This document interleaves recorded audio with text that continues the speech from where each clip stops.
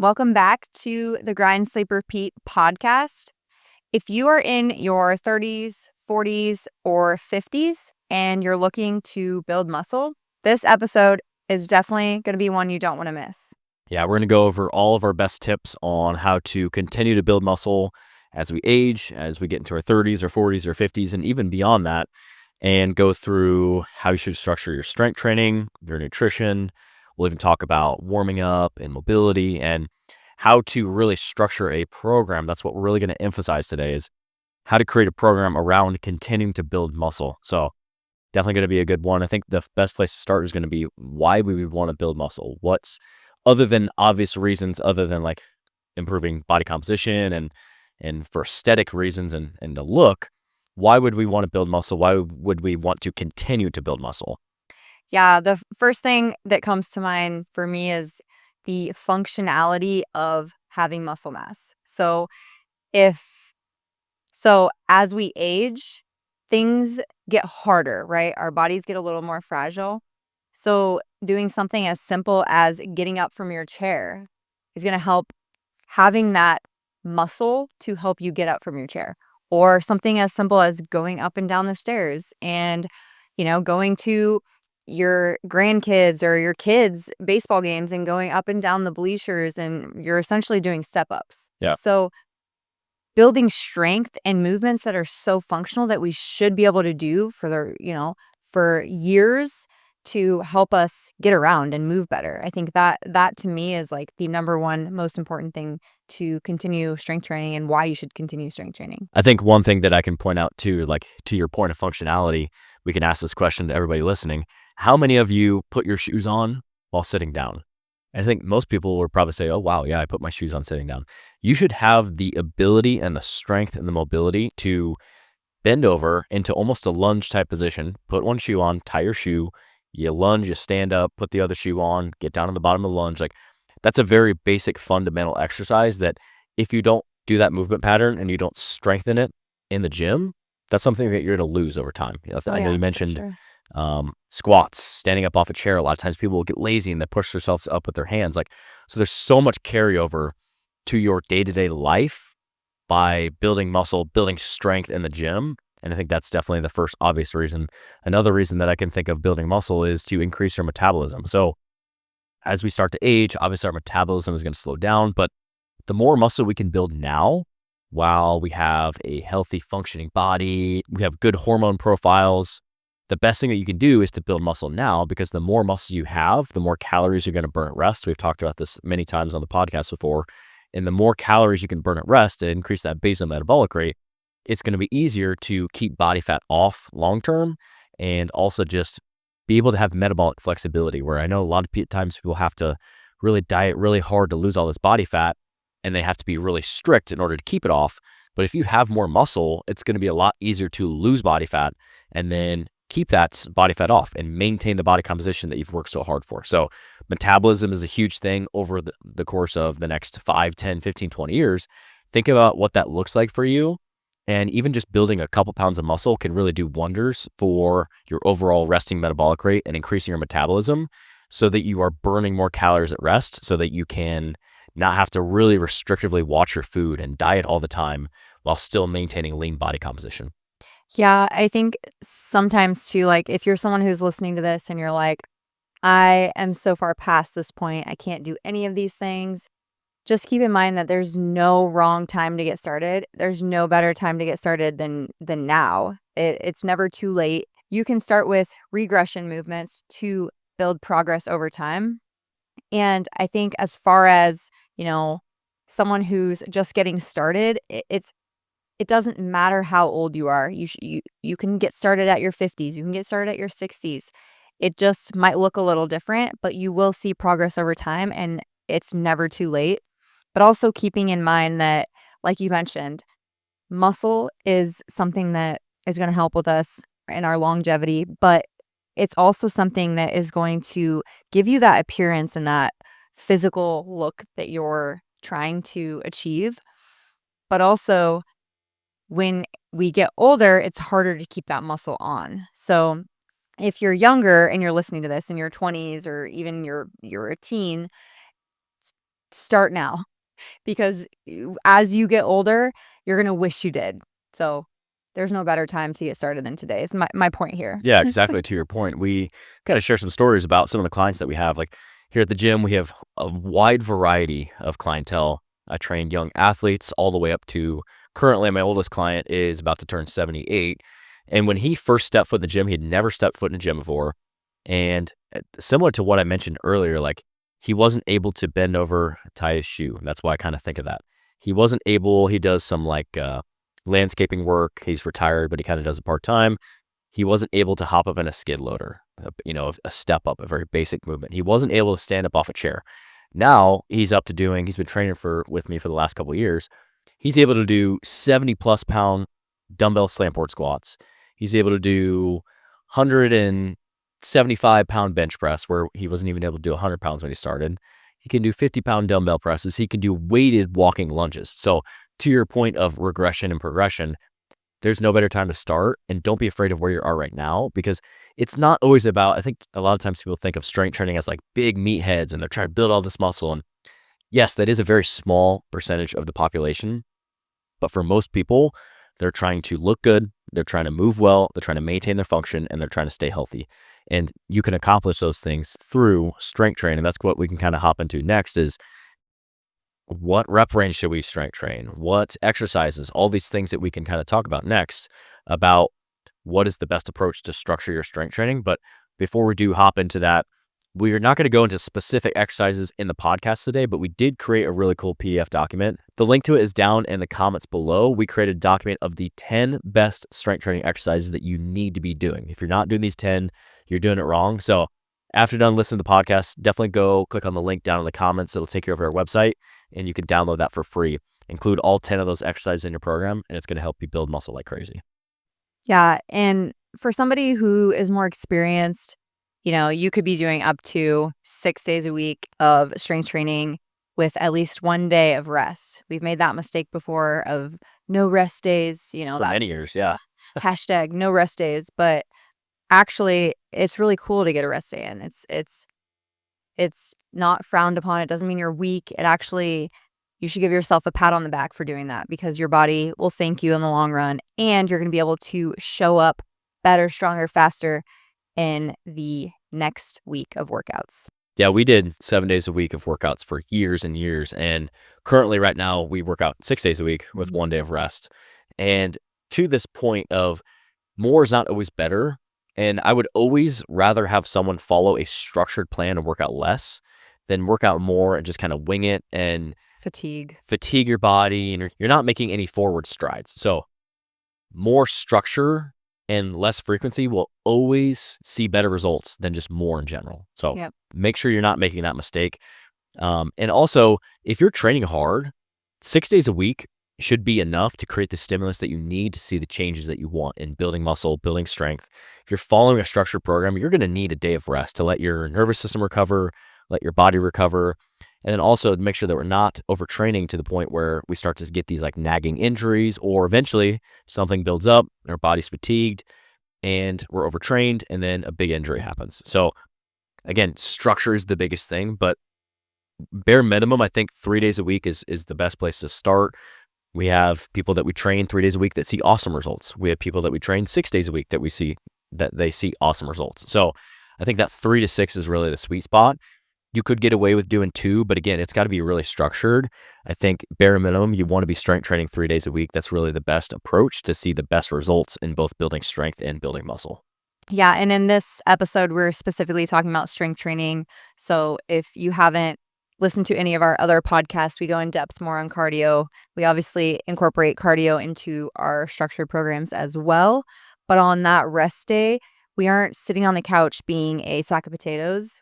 Keep in mind, you still want to do your dynamic warm up, still be functional, still get in your mobility and your stretching. And maybe that's a day where you sauna and go on a long walk with the kids and do something with your family where you're outside and maybe it's just fun. Maybe it's playing tennis. Maybe it's shooting basketball hoops with your kids, whatever, just anything to keep your body moving. It's not a day where you're like, I'm going to do nothing. I'm going to sit on this couch and I'm going to get no steps today. Still be functional, still move your body. Just give it the rest from the strength training. So the way that our program is set up right now, like I said, we work out 6 days a week. We take 1 day of rest, and it works really well for us too, because if you're new to the podcast, we are husband and wife. We're gym owners. We have 3 kids that are in sports and they're busy, and our rest day is always on a Saturday. I'll be here at the gym. I have 7 training sessions in a row on Saturdays. They're back to back. It's booked. Mentally, it's a very heavy day. And by the time I'm done with that, it's getting off to sports. Alyssa is driving kids around, playing taxi driver, and it's just a day that to get a workout in would be hard in general. So if you have a day like that where it's like, I'm really busy on this day, maybe make that a rest day. That's going to be a lot easier to adhere to the program and not stress about it, because the last thing that we want is to feel like you're rushed and you're like, I only got 20 minutes to work out and I didn't feel like I gave it my full effort and I'm only working out 3 days a week. You want it to be a good, solid workout where if you're working out 3 days, it's 3 intense days with program, with structure, with progression. And that's something you can adopt as well that works really well for us, to where to get a workout on that day on Saturdays, it's just, it could happen, but it's like, it takes away from our family time. It would take away from our ability to work and provide the necessary service that we're trying to give our clients, or the necessary attention that we want to give our kids, or the necessary attention that we want to give each other. So I think that's something you can look at. If there's certain days where it's like, I don't know how I could possibly work out on this day, no worries. That can be a rest day. But to Alyssa's point, still be active. We'll go on walks a lot of times in the evenings. Sometimes, like Alyssa mentioned, we'll go play tennis. There's a tennis court by our house. Every once in a while, we'll maybe go for a run type of thing. We'll push our 3-year-old around in the running stroller, but it's not a structured day. It's almost like a day of, we want movement. We want to live a healthy lifestyle. We don't want to sit on a couch and just, it's not a structured day of a specific workout with this reps and this sets and all those types of things. So to finish that thought, taking a day off will help you over the long term. It's going to help you stick to the program. It's going to help your body feel recovered, feel rejuvenated, and help you make progress, not just right now, but over the next 6 months, the next year, the next 5 years, the next 10 years. So make sure you're at least taking 1 rest day. Yeah, and if you're somebody who was listening to that and you're like, well, I'm busy every single day. So that sounds like me every single day. Don't let us fool you. We are busy every single day too. We don't just have Saturdays of sports. It's all throughout the week. Yes. And we work all throughout the week and have kids, things going on as well. So to that point, don't look at your week and go, I'm just too busy all week. I'll start next week. If you have a goal and you want to achieve that goal, you have to make time for that. It doesn't matter if you're getting in a 30-minute workout, 45-minute workout, 2 hours, which is honestly unnecessary. But if you choose to do that and spread out your workouts that way, that's fine too. But if you're somebody like us and you have a life outside of the gym, then at least make it into the gym, like Jordan said, 3 times a week, at least getting in your strength training. And it doesn't have to be long. So no more excuses of, I don't have time. Set your alarm early. Do it when your kids are in bed. It doesn't take much, and it doesn't take much equipment either. You can do things at home if the finances are tight and you just want to get a couple dumbbells, or you want to do everything body weight. Whatever you do, just get started now. It can be body weight, and then you can progress to maybe adding more things to your home gym or whatever it is, or wherever it is that you're working out. Yeah, and to that point, there has to be progression. So we can kind of talk about how to structure the strength next. And exactly to that point, if you're doing the same workout over and over and over again, you're not going to see progress. And a lot of times people are like, oh, we got to confuse the muscles. We don't have to confuse them. We just have to show them that there's a new stimulus that they need to grow back stronger. They need to grow back bigger. So if you're doing the same 3 sets of 10 on your bench press, you're using the same weights every single time, that's great for your health. It's great for maintaining muscle, but you're not going to build muscle, because in order to build muscle, one of the most foundational things to do is to progressively overload. So say you did 3 sets of 10 and you worked up to 100 pounds on a bench press. Throw 105 on, throw 110 on. Maybe you only hit 6 to 8 reps, but that's what we want to focus on to continue to build muscle. So you're trying to be competitive with yourself. Every single workout, there's a purpose of, last time I did this amount on this exercise, I'm going to come in and I'm going to try and add 1 rep. I'm going to try and add 2 reps. I'm going to try and add 5 pounds this week. And over time, over the course of a month, 3 months, 6 months, a year, you're going to build strength, it's going to build muscle, and it's all going to turn into this positive flywheel. But Mhm. without structure, you're just kind of spinning your wheels. So that's really what we do with our personal training clients. That's what we do with our online training clients, is provide that structure, take the guesswork out of the sets, the reps, what exercises, the rest time, the tempo, what days should I do? What day should I take a rest day? What should my nutrition look like? There's lots of variables, but the big thing that I'm trying to get across here is you have to progress in some way, shape, or form. If you're just lifting the same 20-pound dumbbell and a bicep curl for a year, your bicep's not going to get any stronger. It's not going to get any bigger. So we want to build muscle. We don't just want to maintain muscle, and that's exactly how you're going to do it. The best rep range for most things is going to be probably that 6 to 10 rep range. If you can lift a weight for 10 reps comfortably, it's time to bump the weight up and see if you can get for 6 to 8 reps, maybe a 2.5 to 5 pound swing. That's going to be the best rep range, and anywhere from like 3 to 4 sets. That's going to be your sweet spot to place a stimulus in the gym, break down the muscle, and help you grow back bigger and stronger. Yeah, we're not necessarily looking for that burn effect that everybody thinks is the definition of, "Oh, my muscles, I'm building muscle because it burns." Yep. Well, I mean, yes and no, but sometimes it takes a lot of reps to be able to feel that burn, and you don't necessarily need a lot of reps to build muscle. In fact, you don't at all. So, yeah, I think that covers the strength training portion in a short amount of time. We could probably talk about that forever. Oh, we could start going for hours talking about it. Yeah.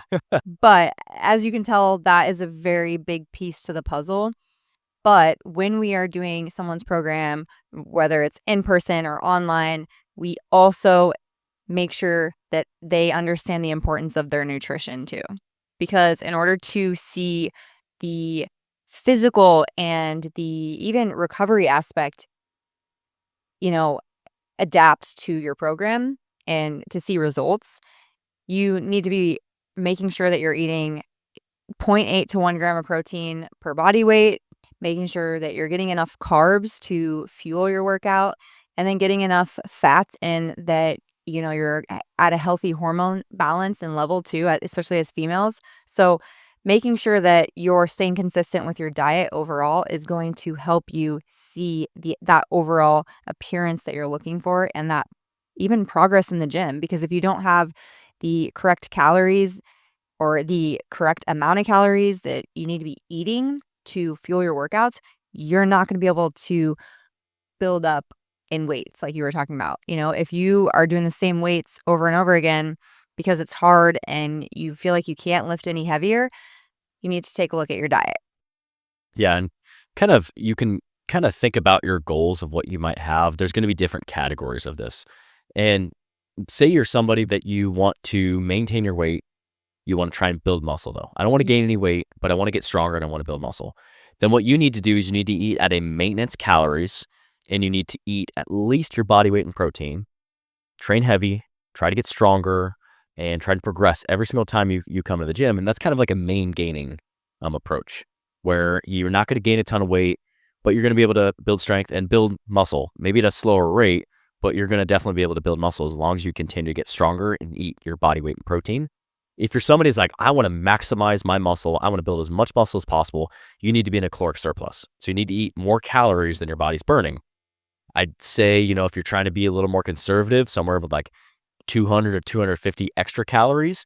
If you're like, I don't care, I'm going to build all the muscle, I know I'm going to put body fat on in the process, maybe you want an additional 500 calories from your maintenance. And again, train heavy, try to get stronger. And then if you're somebody that is trying to lose body fat, but you want to build muscle, you're in a body recomp phase, you're going to need to be in a caloric deficit. And I know there's a lot of people that say you can't build muscle and lose fat at the same time. You got to choose one. And you definitely can. The rate of you building muscle is not going to be as good as if you're in a caloric surplus, but you definitely can build muscle as long as your strength training is heavy, as long as you eat enough protein in your diet. And, as far as the deficit, that can be aggressive. It can be, more on the conservative side. But again, you're going to want probably a 250 to 500 calorie deficit in order to lose body fat while building muscle. So whatever category you kind of fall into, it could be maybe a phase too as well. Maybe 8 weeks, I want to try and lose body fat. Summer's coming around and I want to tone up a little bit, but I still want to build muscle. You're going to be more of a caloric deficit phase. And then maybe you go into a maintenance phase where I'm still trying to build muscle. Or if you're somebody that's like, man, I'm an ectomorph, I can't gain weight to save my life, you're going to be in a hardcore, let's get into a caloric surplus and let's try and build as much muscle as possible. So your nutrition, to that point, is your nutrition is going to determine also the results that you see. So we come into the gym, we place the stimulus, but if you're going home and you're not eating to support your goals, you're just going to spin your wheels. So it is super important. They're equally important. I wouldn't say that one is more important than the other, but it's the combination that is so powerful to help you see not only the results in the gym by getting stronger, not only the results on a scale, but also the results that you see in a mirror, your appearance, your body composition, your functionality, all those things that we're talking about. A lot of it is going to be determined by how you structure your workout program and how you structure your diet, and how do those two things work together to help you reach your goals. Yeah, and kind of chatting in that calorie deficit, I wanted to mention too, a lot of people when they are like gung ho about getting into their diet phase, and I can even speak for myself as a woman, especially, we are like, all right, I'm ready to cut. And we want to make this dramatic cut because we want it to happen fast, right?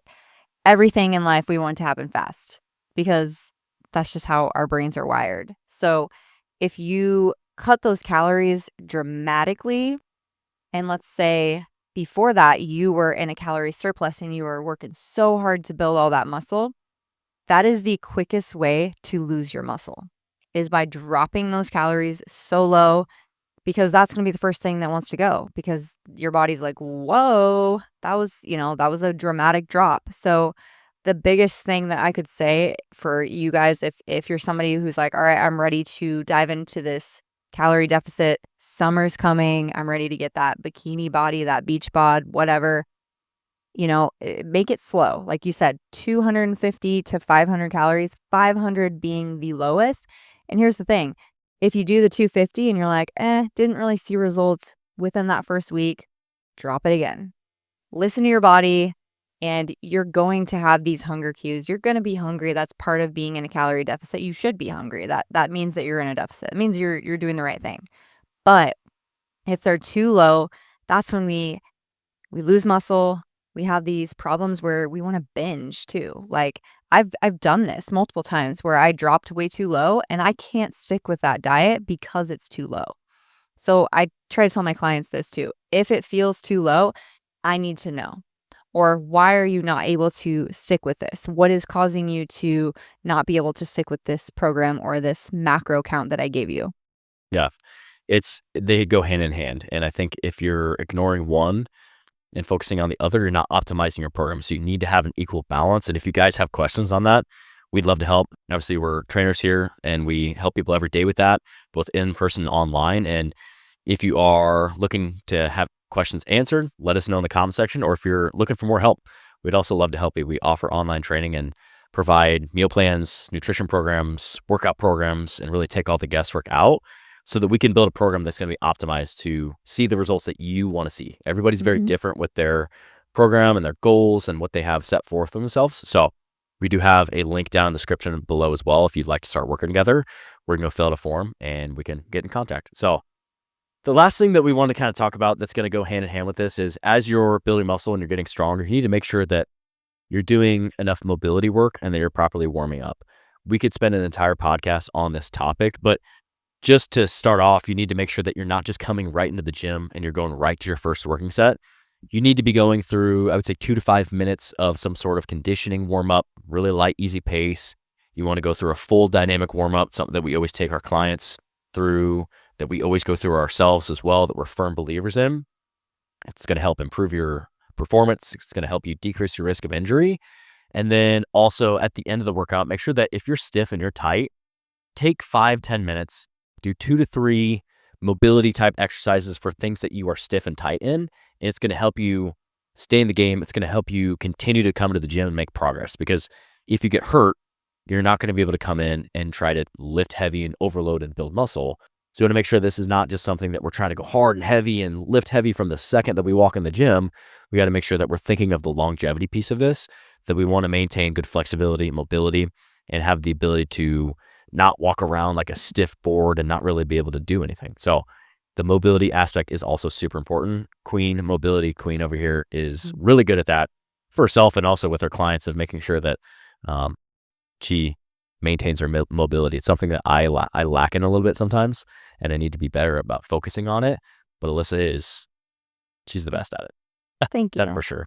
Thank you. I personally just enjoy it, and as I've, gotten older and I'm getting older, it's something that I think is important to, like you said, like, if I can squat 135 pounds, yeah, that's great, but can I do that without my hips hurting, my knees hurting, my ankles, being so tight that my heels come up off the ground? It's important to get in that dynamic warm up before hopping into any strength training movement, and I do have clients who are like, I don't really love this part of it. I don't really want to focus on mobility. I want to focus on this, this, and this, and that's fine. There's some people that want more of that mobility, and we push towards more of that. But there is some people who just want to get the warm up in and get right to the strength training piece. And when I have people like that, it's like, that's fine.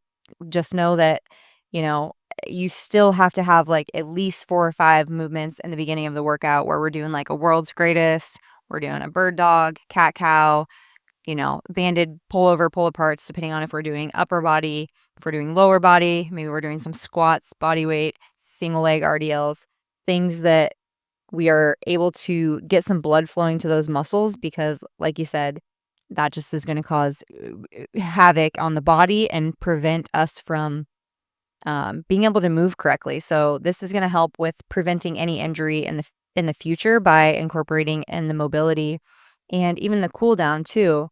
If we're holding these stretches for longer for a minute, that's going to help the recovery aspect. So if you have 2 workout days back to back and 2 of them are upper body days where you're doing back and chest, next day's shoulders and arms. I know for me personally, those 2 days back to back, it's hard to do 2 upper body days back to back because they're essentially in the same area of their body. Yeah. Yep. And so if you're not doing some of these stretches at the end of the workout, then going into that next day, sometimes you're like, ooh, things are feeling a little stiff, a little tight. And so I think that's why it's important also is so that we can show up the next day for our strength training workout as well. Yeah. So the main takeaway that we want you to take away from today is in order to build muscle, you have to follow a structured plan. You need to focus on progression. You need to focus on tailoring your workouts to provide progression over time. We don't just want to come in and do the same thing every time. And if you have questions on that and you're like, I don't know how to structure a program, we would love to help you create a program and give you that structure. So if you're interested, we have a link in the description below where you can go fill out a form and we can get in contact with you. And if you have other questions that you have, just let us know in the comment section below. We'd be happy to help any way that we can. So thanks for tuning in to the podcast today, guys, and we'll see you guys in the next one.